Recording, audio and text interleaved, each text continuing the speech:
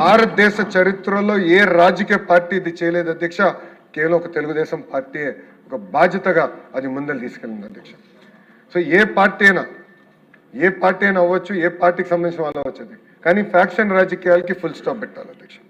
అధ్యక్ష, ఫ్యాక్షన్ అంటే రాజకీయ హత్యలు అధ్యక్ష. రాజకీయ హత్యలు ఎందుకు చేస్తారంటే ఒక కుటుంబాన్ని పెద్ద దిక్కు లేకుండా చేయాలి, ఆర్థికంగా కుటుంబాన్ని బలహీనంగా చేయాలి, అప్పుడు మొత్తం కుటుంబం రోడ్డు పైకి వస్తుంది అన్న ఆలోచనతో చేస్తారు అధ్యక్ష.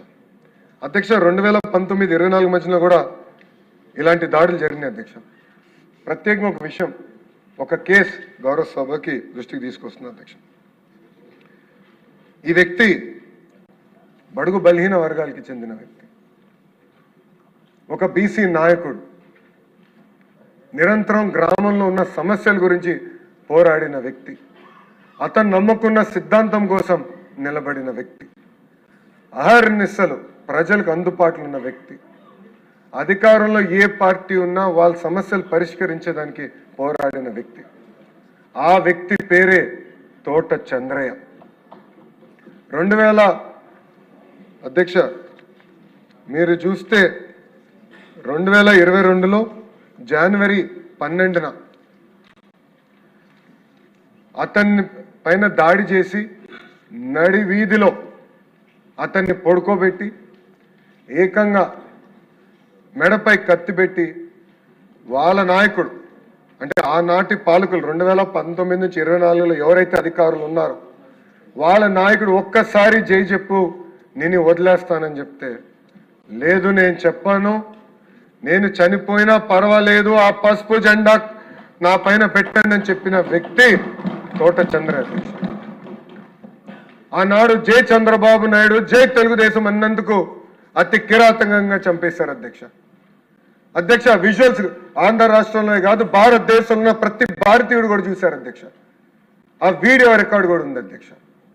వాళ్ళ అబ్బాయికి ప్రభుత్వ ఉద్యోగం కల్పించాలని మేము చర్చించాం, పార్టీ పరంగా చర్చించాం.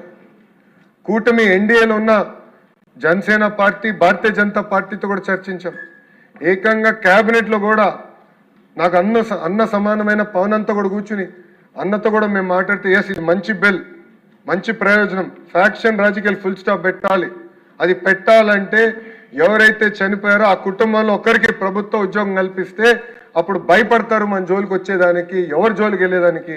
అందుకే బిల్ తీసుకురావాలని ఆనాడు మేము నిర్ణయించాం, క్యాబినెట్లో డిస్కస్ చేసాం, క్యాబినెట్ ఆమోదం తెలిపింది, శాసనసభకి తీసుకొచ్చాం. నేను చెప్పినట్టు అధ్యక్ష సెప్టెంబర్ 27, 2025న శాసనసభ ఆమోదం తెలిపింది.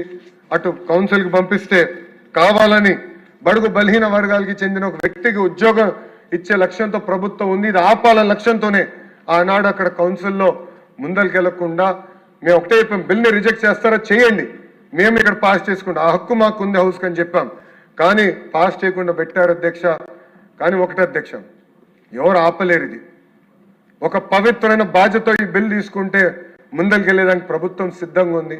ఇది ఈ తోట చంద్రయ్య కుటుంబానికి అన్యాయం కాదు, ఆంధ్ర రాష్ట్రంలో ఏ కుటుంబానికి ఇలా అన్యాయం జరగకుండా లక్ష్యంతో మేము ఉన్నాం అధ్యక్ష. ఈ బిల్ని అందుకే తిరిగి మళ్ళీ శాసనసభ ఏకగ్రీవంగా పాస్ చేయాలని ఈ సభాముఖంగా నేను మిమ్మల్ని అందరినీ కోరుతున్నా అధ్యక్ష.